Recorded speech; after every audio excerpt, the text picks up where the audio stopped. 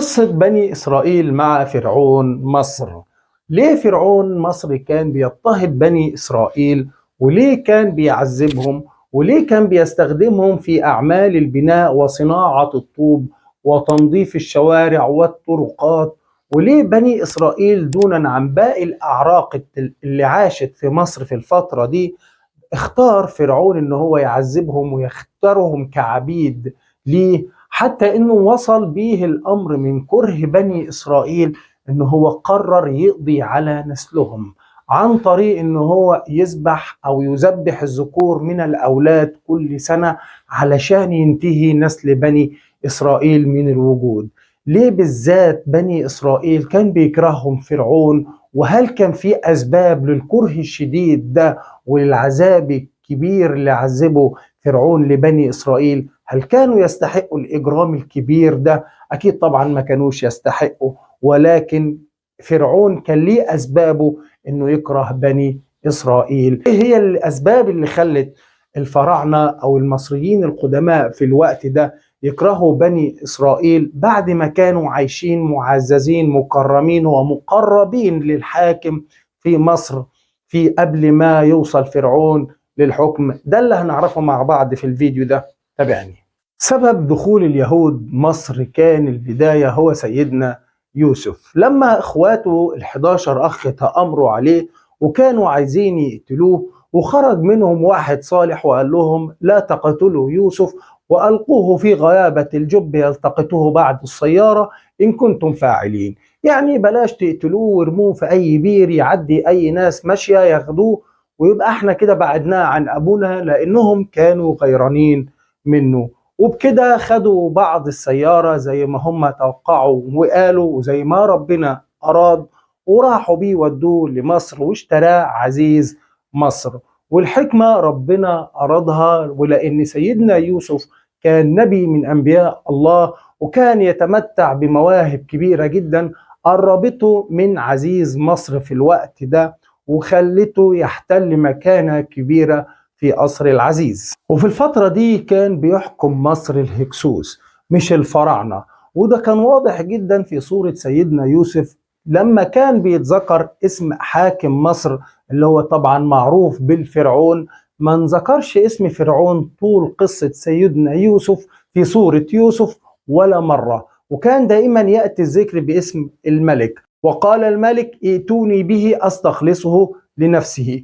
وفي الحلم بتاعه وقال الملك وإني أرى 7 بقرات سمان، لأن في الفترة دي ما كانش بيحكم مصر فرعون مصري ولكن كان ملك هكسوسي، لأن في الفترة دي مصر كانت محتلة من الهكسوس. وده إعجاز كبير جدا للقرآن إنه يذكر كل حاكم باسمه، فحاكم الهكسوس ربنا ذكره بالملك، ولما جه بعد كده فرعون ربنا قال فرعون.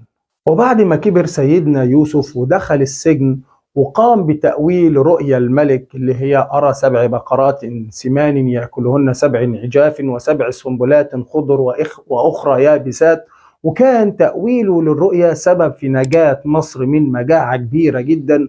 قرب الملك اللي كان بيحكم مصر في الوقت ده اللي من الهكسوس، قرب سيدنا يوسف منه وطلب سيدنا يوسف من الملك إن هو يجيب أهله كلهم علشان يعيشوا معاه في مصر. وقال سيدنا يوسف لبني إسرائيل أو أهله لما تيجوا مصر ويسألكم فرعون إيه الشغلانة بتاعتكم أو الشغلة اللي بتجدوها، قال لهم قولوا شغلانة الراعي أو الشغل في مجال الراعي، لأن الراعي وقتها كان المصريين القدماء في الوقت ده كانوا بيتكبروا إنهم يشتغلوا الشغلة دي، وبما إن بني إسرائيل هيشتغلوا في الراعي فبالتالي مش هيضايقوا المصريين. وأعطاهم فرعون منطقة في الشرقية أو قرية في الشرقية أرضها خصبة جدا، وبدأ بني إسرائيل يرعوا ويشتغلوا بمهنة الرعي ويزيد عددهم بعد ما كانوا داخلين 12 على مدار 400 سنة إلا شوية كانوا عايشينهم في مصر. زاد عدد بني إسرائيل بطريقة كبيرة جدا. وكل ده أو الوقت ده اللي كان فيه سيدنا يوسف في مصر ودخلوا بني إسرائيل في مصر، كان اللي بيحكم في الفترة دي لحد دخول سيدنا يعقوب وموت سيدنا يوسف كان الهكسوس.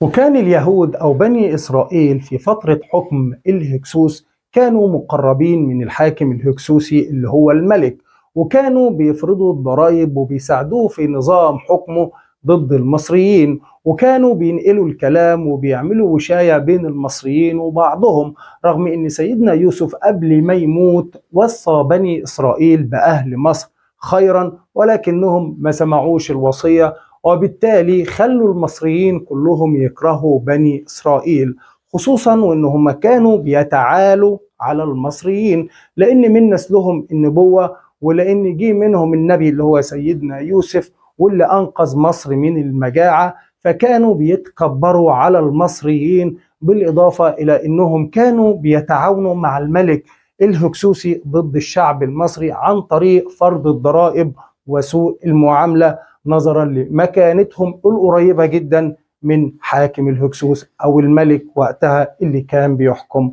مصر. وفي الوقت ده يجي فرعون من فراعين مصر علشان يحررها من حكم الهكسوس اللي كانوا بيحكموا البلاد وقعدوا فترة طويلة جدا يحكموا البلاد.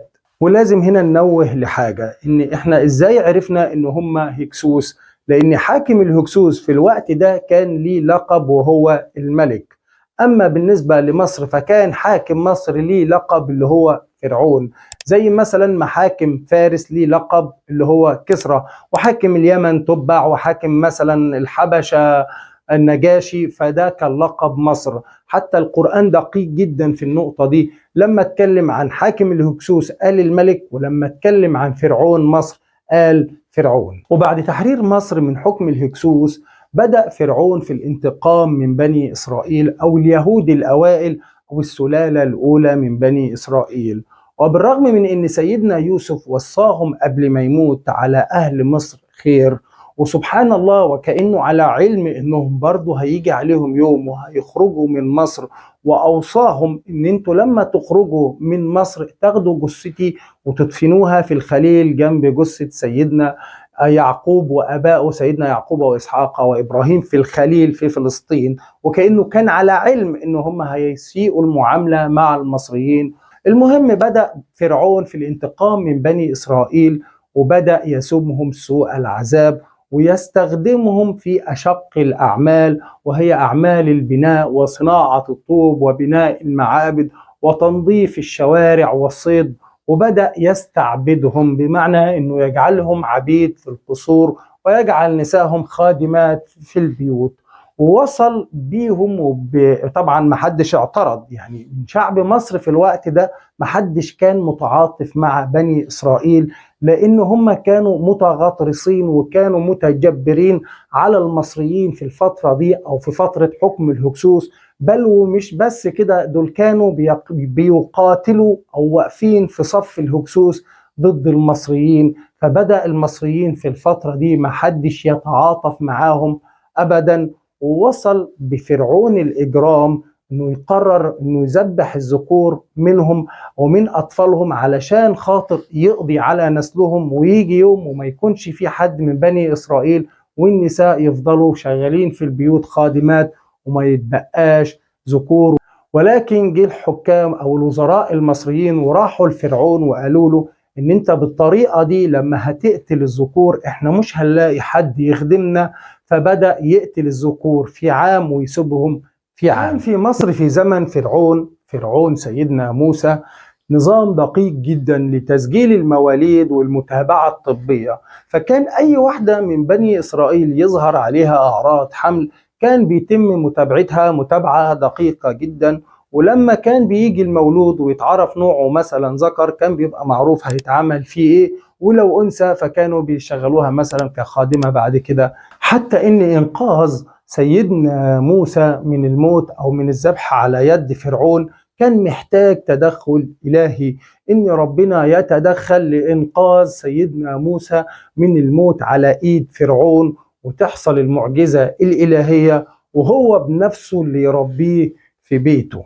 وبكده نكون عرفنا ليه فرعون كان بيضطهد بني اسرائيل وكان بيسومهم سوء العذاب، وليه سيدنا موسى احتاج لتدخل إلهي علشان ينجو من الموت.